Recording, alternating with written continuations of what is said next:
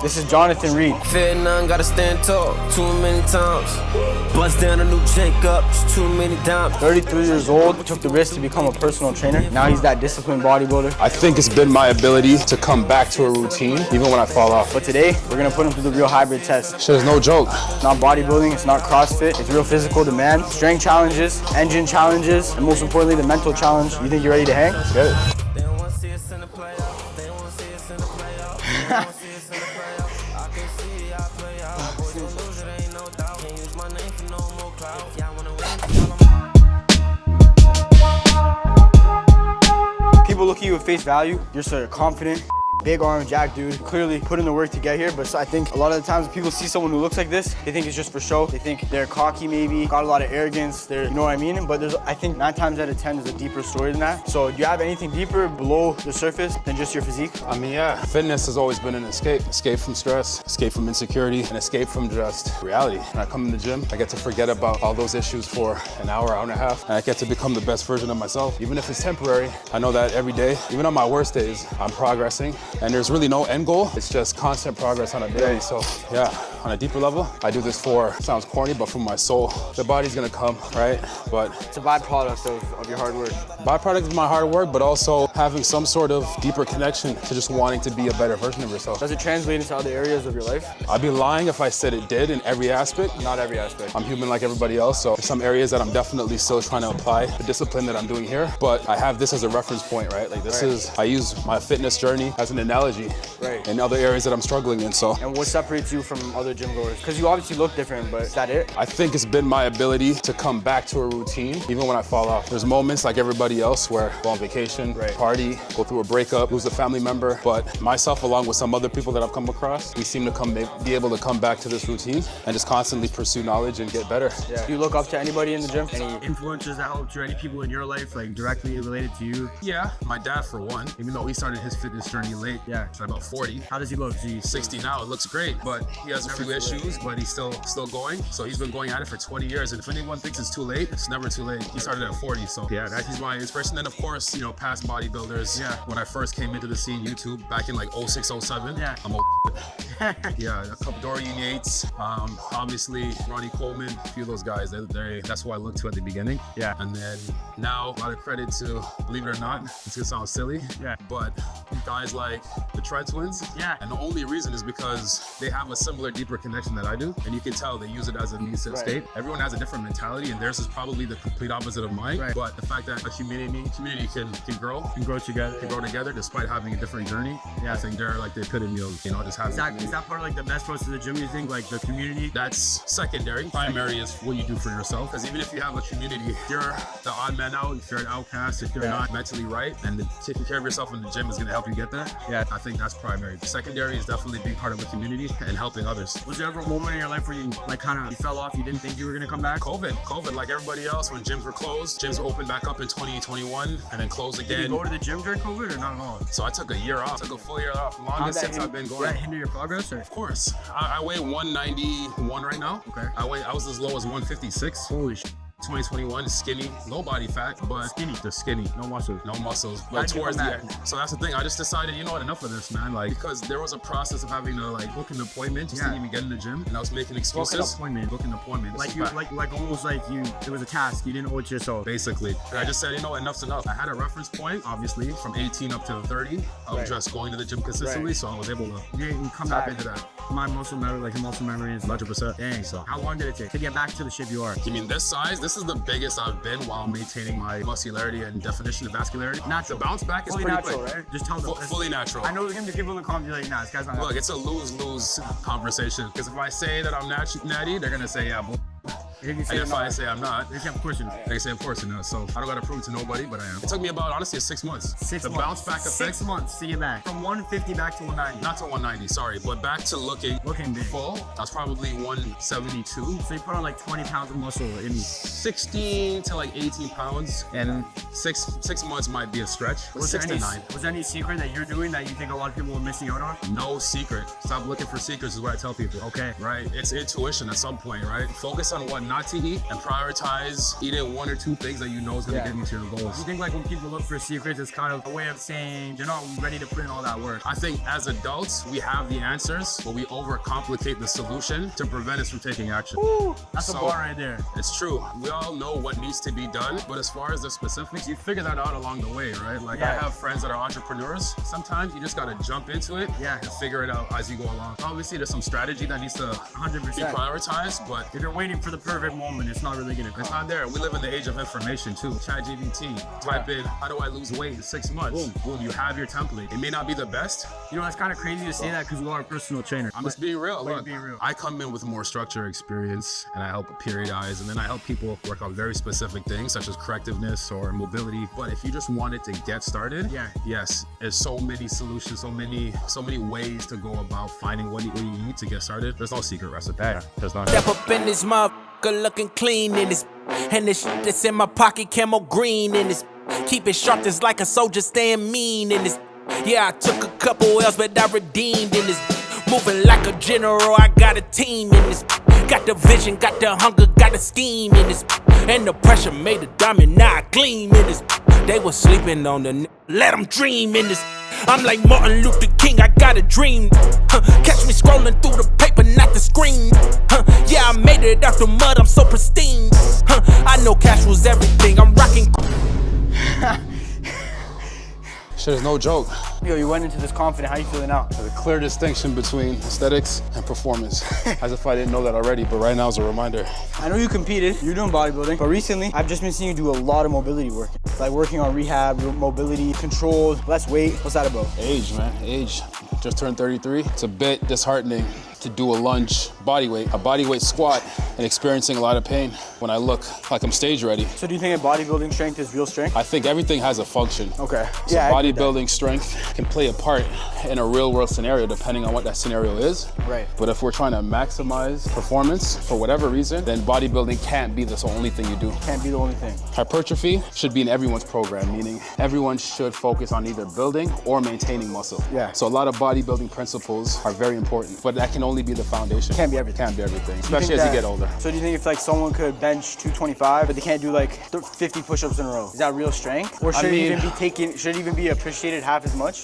I think when you look at the population and the percentage that can even bench 225, I think it's an accomplishment. In a similar regard, that 50 push-ups is an accomplishment. Right. Does one have, more purpose than the other in everyday life? Not I'm really. gonna say no. But if you're able to bend over and tie your shoelaces without using a prop, that to me is more important than being able to. So mobility. Hit those hits, mobility. Obviously, so did you do mobility before, or you just start now that you're like 33? I've decided to follow a strict program where mobility is periodized. So meaning You're actually progressing. I'm actually progressing, and I'm making it my priority, and I'm finding ways to still maintain muscle mass. Yeah. But mobility for the first time in my lifting career or journey, this is the first time I've actually prioritized it. So ankles, hips, spine. Do you think that people should wait till they're 33 to start that though, or should they start early? I think everyone is different. And for a client of mine who has 11% body fat, goes to yoga, but he has poor external rotation in his shoulders. He's dealing with shoulder pain. There's some things I want to help him work on, even though he's only in his early 20s. Early 20s. But it's better to start now than later. It's better to definitely start now. You don't have to dedicate your whole program to it, especially if you have aesthetic goals. I think chasing aesthetic there's nothing wrong with that. Nothing wrong with that. And you can prioritize that, but you always should embed some form of mobility or lower stability training. Performance. 100%. From me talking to you, like off camera, and shit, what I got was like you were like super depressed when you were selling cars. And like, I just kind of want to know, like, what did that look like for you on a day-to-day basis? Yeah, no, I'm transparent about that. High school, university, and then immediately after graduating wasn't my best time from an emotional standpoint. Why? And paint the picture. I'm sure it's relatable. It is, if it's relatable, cool, but it was a mixture of just, social anxiety, body dysmorphia, and then, as a lot of young men are experiencing today, a little bit of loneliness, right? And the gym was something that... Loneliness, women, or just overall? Just overall. I mean, despite having a close group of friends, sometimes you feel disconnected. Of course, I can relate to that. Right, technology, social media. It seemed like you were a hard worker. You like went to school, university, immediately started working. Yeah, literally. I'm sure not all of your friends were on the same path as you. They weren't, and the ones that are or were, right? They're in different city. Obviously busy, right? Busy, right? So common experience there, but the gym was definitely, like I said earlier, my escape from that to work on myself. Your best friend? Maybe. A little bit? I call it a second home, not necessarily Second a friend. home. Yeah, second home. That's even deeper than a friend, Yeah. What's a lesson that the gym taught you that life couldn't have? that even when you don't feel 100%, still show up and give whatever you have. Like today, for instance, I knew coming into this, I was gonna get my ass beat, especially with the endurance. I didn't eat this morning. No. I had a protein shake, not high in carbs, so my energy's super low. Even if I showed up with 50%, I'm still gonna at least give it that entirety of the 50%, right? So even in life, even if there's something you don't want to do or you don't feel like yourself, as long as you show up and just give what you have. I tell my clients that all the time. Sometimes they want to cancel because they just came back from a trip and they don't feel like they're 100%. I say still show up.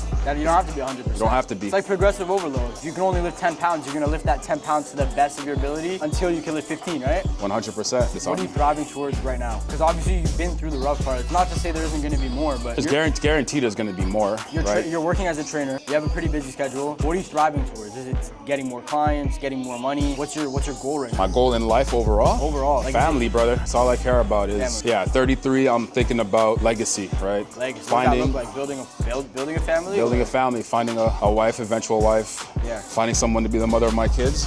How are you doing that? Well, right now. That's a grind too. Like, it comes easy to some, but it's still a grind. You still got to work on it, regardless of how easy it comes, right? Yeah, and there's similar principles to the dating life as there is in the gym, right? Yeah. Sometimes you just got to show up, even if you're not the best version of yourself. Yeah. Someone could understand you and want to build with you, or you just keep trial and error, right? Do you think just that like the gym. If someone is also trying to like build a family, find a wife right now, do you think going to the gym is a good idea for them, or does it really not matter? I think going to the gym is a good idea for everyone, despite what their goals are. Because if you want to be the best version of yourself for, let's say, a relationship, a business partner, right? Your colleagues, your siblings, you're going to be a good daughter or son. If your vitality is there, your mental clarity is there, right? If you have some sort of structure, if you're just improving yourself, you're going to be the best version of whatever that is for that purpose. So for someone looking to start a family or find a partner, it may not be in the gym, but at least you're working on yourself. So when you're out of the gym, you can present yourself better. For that 100%. You don't have to be perfect, right? This narrative that you have to. A lot of young men want to wait until they reach a certain status before they commit. I think that's where you're missing on potentially finding the right person for you who's willing to build with you. So are men really gonna find their wife in the gym though? Because I feel like gym culture nowadays is kind of like, I don't know, correct me if I'm wrong. I just feel like gym culture these days is a little toxic sometimes inside the gym. I mean, look at us. We're filming right now in the gym. You could say this is toxic. Yeah, that's true. I think there's someone somewhere for everyone. Meaning you could bump into somebody who feels the exact same way you do about gym culture in the gym. Yeah, that's a good point. You know what I mean? So it's a good point. It really just depends on who you bump into. But word of wisdom is put yourselves in environments where you're gonna attract like-minded people. So if you are a fitness guy and you take care of your health, you might find somebody here. She may not be lifting weights, she might be in a Pilates class, she might just be here just to get some work done, be in an environment. I ain't at war with myself, I just caught a truce. I pray to God to keep the peace, I still let it loose. Pasadena, California, thought you knew. Right at the top of Los Robles, what it do? Station wagon, turn the caddy tires, spin off. Can't be scared the thorn from the shoulders, get off. Caught my first fade from Sadiq, it's a dime. Took a L, but it's cool, wasn't scared, so I'm fine. Ain't no looking like a dad and my mom, It's all because I'm quiet. If you wanna die, then come try. I'm from the family full of killers, I ain't lying. I came from top ramen, now it's mission. I ain't a thug, I'm a boss with a synonym. I'm tired of being humble, now I'm militant. I bought a rolling for the time because I'm diligent. Ain't no minimums, I won't own the shit. I need a motherfucking mansion with a boat. $1 million a quarter, what the quota is. Yeah, I'm talking like the man, cause I know he is. Oh, Lord, it's about time. Yo, what do you think guys get wrong about being a man? What they get wrong? About being a man. Wow, that's a good question. Emotional intelligence is not a sign of weakness. What does that mean? You can still be a provider and protector, but caring and understanding. They think you have to be cold and heartless to be a man. They think that you can't show it at certain times. Sometimes the attempt to care and the attempt to understand is enough. And the best thing a man can do is provide and protect. The best way to do that is to understand where the other person's coming from. Yeah, that's deep, bro. What does that look like? Like, is there a time where you have to draw the line? You're like, okay, now you're just being too emotional? There definitely is a time. And what does that look like? Emotions can come in many forms. So outbursts, lack of regulation, that's a sign of emotional intelligence and awareness, being able to control it. Yeah. And you choose when to use it. But you're saying it's okay to choose. Yeah. Is there a time where you had to show that side of yourself, and what was that like? The more emotionally intelligent side? Yeah. Conversations about things I don't understand.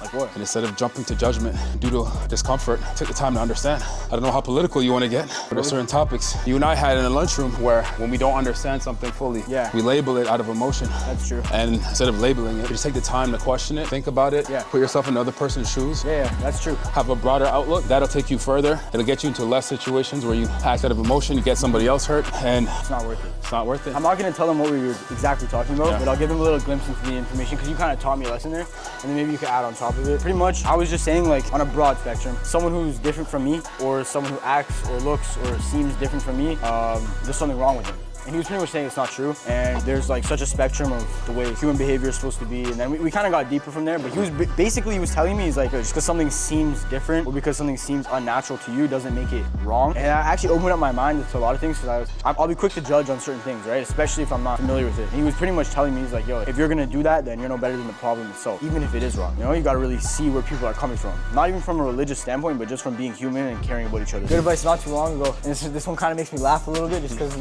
we don't gotta go too deep into the actual situation, but you're pretty much telling me, yo, Ari, stop telling everyone everything. Like, you're talking too much, bro. Like, why? But I didn't really, I'm understanding it now. Shit backfired.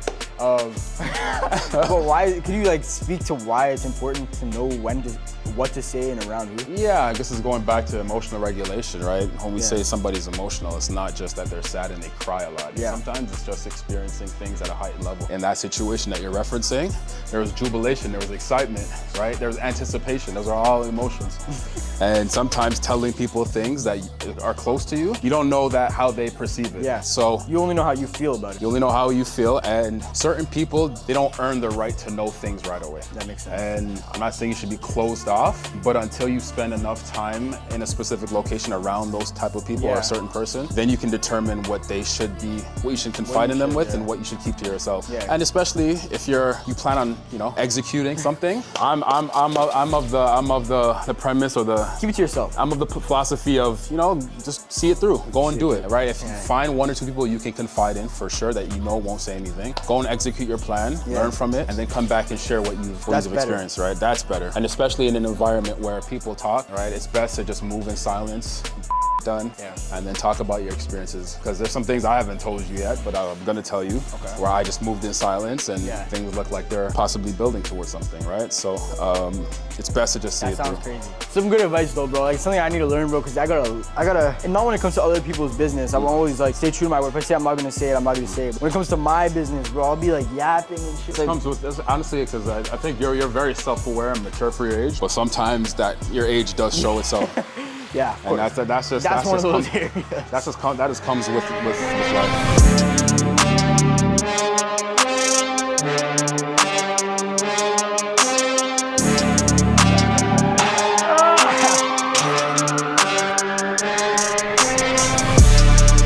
What's one habit that separates men who level up and men who stay stuck? And you can't say consistency. Consistency is not a habit, it's a culmination of habits. Yeah, there's more discipline. That's what I'm saying, don't say consistency. No, I wouldn't say that anyways. It has to be like a real actionable habit that people could start taking tomorrow if they want it. Asking for help. Why? Asking for help. Expand on that. I'm a believer of humans being a species of community. We rely on one another. We delegate responsibility and roles. We were raised begging for help from our parents or our guardian, and we lose that as we grow and become older because of ego, pride, shame, guilt, embarrassment. But nobody gets anywhere on their own. I don't care who you are. And if you make a habit of texting someone saying, yo, I need you, boom, do you have this? Boom, but it's not it can't be one-sided, right? You ask for help because you're a giver. Was there a time that you could have used help and you didn't have it? It's constantly. Even right now with my knee, right? I'm rehabbing because I'm putting myself through the experience of learning how to, get better. But yeah, I mean. You ever embarrassed to ask for help sometimes? Constantly. That's a normal human experience. That's normal. Yeah. Do you think that's biology or society that impact that? That's society. What about for the people though who, because I'm thinking back, just even like a year and a half ago for myself, I could have used help. That's kind of why you see me in the workplace. I'm constantly asking for help. I'm constantly doing that because I didn't have that. For the longest time, I didn't have that. Don't lose that. But if someone was to tell me, yo, ask for help, a year and a half ago, I would have been like. So what was the turning point for you then? Honestly, getting off house arrest, getting back out into society. I didn't have anyone to ask for. That's what I'm saying. Where is there resources? Is there ways of finding this? Depends on what your goals are. There's always someone you can lean on. There's always somebody to ask for help. Even rock bottom, me sitting in my room all day doing push-ups. At rock bottom is when you should lean on people the most, right? Right. So, and I'm not sure, right? If you're talking success in terms of financial or monetary. Not that, no. Mental help. Sometimes you just need it. Like to your point where it's sometimes emotional immaturity, going around trying to tell everyone your business. That could also be I'm not doing it intentionally, but I'm thinking back, that could be my way of kind of almost looking for the sense of help and companionship in that type of way, but I don't know how to ask for it. And I'm kind of, it's a shot in the dark because I'm not sure if that's what it is, but what about talking to girls? Like asking, what about that? I think women are the best to lean on, and just in general. I talk about emotional intelligence, right? A lot of men tend to not necessarily understand that concept. For women, they're the best at it, right? They have an amazing ability to just feel things, lead on their intuition, and then extract a decision, extract, knowledge. So is that from like that in a experience. platonic manner though? Yes. Growing up, and this might be against red pill and black pill, but absolutely men and women can be friends platonically, even if you're both attractive and single. Yes, grow up. Like, you don't have to sleep with everybody, right? So do you have an attractive women friends? Absolutely. And you never, ever, ever like look at them like that? Look, Yes, I'll just be honest. Do I think they're beautiful? 100%. But once it's been established that you guys are just friends, if you have an inability to control your urges, you need to go and seek some therapy and heal. Goes back to what you're saying about boundaries. 100%. Seems like you're well rounded. It all adds up. Like, it all adds up. And I'm testing to see if there's no slip ups. No, and then in this environment, we're surrounded by this is Toronto. There's beautiful women everywhere. And if you want to experience life and go out and meet many beautiful women on a non-platonic level, having platonic friends is going to give you insight into how women think, how they behave, how they move. That's a good idea. And you don't have to. It's true. You don't have to always think about lust and sex, bro. I know it sounds corny, but no, it doesn't. It's women are some of the best to lean on. It's a good skill to have. Do you think like that's something a lot of guys struggle with, like controlling their lust? Yeah, man, and this is something that doesn't get talked about a lot, but I mean, like, pornography is huge in society right now. You ever struggle with pornography? Struggle's a strong word now. Not struggle. You've dabbled. But look, I'm a millennial, so at the dawn of the internet, when internet pornography became a thing, I was a young teenager. So when my hormones are going craziest, this is when this new thing is popping up. So obviously I was exposed to it, maybe more so than another generation and these younger generation. But no, I can only imagine that a lot of young men today probably struggle with it, right? But it doesn't get talked about enough because of the stigma. And why do you think it's important though to be able to control your lust as a man? Like, because it's distracting, and going back to being a leader, I mean, if that's your primary focus on a daily basis, you're gonna be lost. You're gonna be lost, and your emotions are gonna take over. Because if you can't control that one emotion that's probably the strongest, bro, you definitely can't control neither the other. Good luck, right? And a lot of times, right, it's not black or white. Emotions come and go, they're fickle. And sometimes they blend and merge. So when one is heightened, some of the other ones are heightened. So that makes sense. So your whole life starts falling off. 100%. You have to find a way to control your lust. If you lost your physique tomorrow and had to start from ground zero, what part of you would still make you dangerous? Dangerous, my faith. Your faith? Yeah. Religion? No. What? Just faith that things will work out in your favor, and if it doesn't, I'll learn from that experience and keep pushing, right? My eternal and relentless optimism that things are gonna work out. I might have to go through a few trials and tribulations, roadblocks, but my faith, I'll just keep pushing. And it's not tied to one religion. What, right? I was gonna ask, what is it tied to? Like, where do you get your moral belief system from? I mean, it stemmed from growing up in a religious environment. Christian, Catholic? Catholic. But I deviated, and now I'm just open to many experiences. So it's not tied to one specific belief system, but it's just an understanding that, man, like, a lot of these things that are happening is beyond my control. So the one thing I can do is just try to be optimistic about whatever it is. And it's still okay to be a little bit realistic, but realistic. You're a realistic optimist. Basically. That's fire. For the guy who used to feel exactly how you used to feel, what would you want to say to him right now, face to face? I would tell him, well, for one, it's okay to feel the way you feel, but at some point, you have to decide for yourself what you want your short-term and long-term future to look like, and then you just gotta get started.